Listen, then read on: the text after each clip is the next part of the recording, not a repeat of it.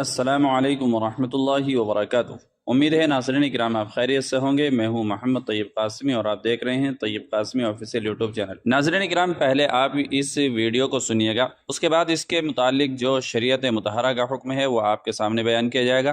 لا الہ الا اللہ محمد الرسول اللہ، لا الہ الا اللہ محمد الرسول اللہ، لا الہ الا اللہ محمد الرسول اللہ، لا الہ الا اللہ محمد الرسول اللہ، لا الہ الا اللہ محمد الرسول اللہ، لا الہ الا اللہ محمد الرسول اللہ، لا الہ الا اللہ۔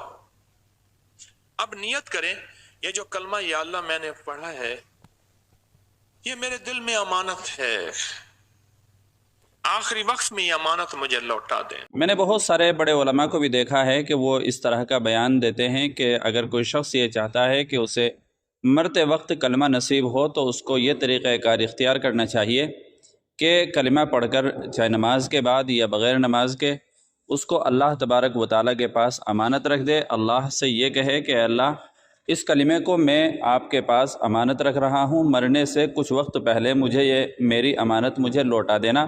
آپ چونکہ امین ہیں اور آپ امانت کو پسند کرتے ہیں، خیانت کو بالکل بھی پسند نہیں کرتے، اس لیے آپ مجھے یہ کلمہ ضرور لوٹا دیں گے۔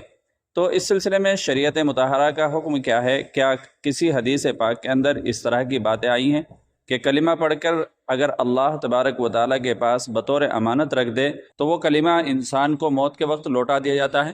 چنانچہ اس سلسلے میں آپ کی خدمت میں جامعہ علوم اسلامیہ علامہ محمد یوسف بن نوری ٹاؤن کا ایک مختصر فتویٰ پیش کر رہا ہوں، جس میں سائل سوال کر رہا ہے کلمہ پڑھ کر اللہ کے حضور امانت رکھوانا۔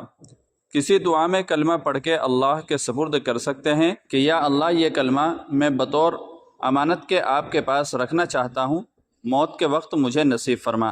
تو جامعہ کی طرف سے جواب دیا گیا کلمہ پڑھ کر اللہ رب العزت کے حضور اس غرض سے امانت رکھوانا کہ اللہ موت کے وقت کلمہ نصیب فرما دے گا نصوص شرعیہ سے ثابت نہیں ہے۔ اسی طرح یہ عمل آپ صلی اللہ علیہ وسلم اور صحابہ اکرام رضوان اللہ علیہم اجمعین یا سلف صالحین سے ثابت نہیں ہے، اور نہ ہی رسول اللہ صلی اللہ علیہ وآلہ وسلم یا صحابہ اکرام رضوان اللہ علیہم اجمعین نے اس کی تعلیم فرمائی ہے، لہذا ایسا عقیدہ رکھنا درست نہیں ہے۔ تاہم خاتمہ بالخیر نصیب ہونے کے لیے رسول اللہ صلی اللہ علیہ وسلم سے 3 اعمال منقول ہیں۔ نمبر 1 اللہ کی راہ میں خرچ کرنا، نمبر 2 تقوی اختیار کرنا، نمبر 3 صلہ رحمی کرنا۔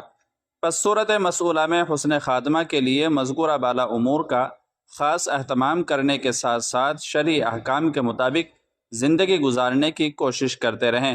سنن ترمذی میں ہے، حضرت انس بن مالک رضی اللہ تعالی عنہ فرماتے ہیں کہ رسول اللہ صلی اللہ علیہ وآلہ وسلم نے فرمایا صدقہ رب کے غصے کو بجھا دیتا ہے اور بری موت سے بچاتا ہے۔ المعجم الاوسط للطبرانی میں ہے، حضرت علی رضی اللہ تعالی عنہ فرماتے ہیں کہ رسول اللہ صلی اللہ علیہ وآلہ وسلم نے ارشاد فرمایا جسے یہ بات خوش کرے کہ اللہ اس کی عمر دراز کرے اور اس کے رزق میں وسعت پیدا فرمائے اور اس کو بری موت سے بچا دے، تو اسے چاہیے کہ اللہ سے ڈرے اور صلہ رحمی کرے۔ واللہ تعالی عالم۔ دارالافتاء جامعہ علوم اسلامیہ علامہ محمد یوسف بن نوری ٹاؤن۔ تو ناظرین کرام، امید ہے کہ مسئلہ اچھی طرح واضح ہو گیا ہوگا۔ ویڈیو کو زیادہ سے زیادہ شیئر کرنے کی بھی کوشش کیجیے گا۔ چینل پر پہلی بار آئے ہوں تو سبسکرائب بھی کر لیجیے گا۔ السلام علیکم ورحمۃ اللہ وبرکاتہ۔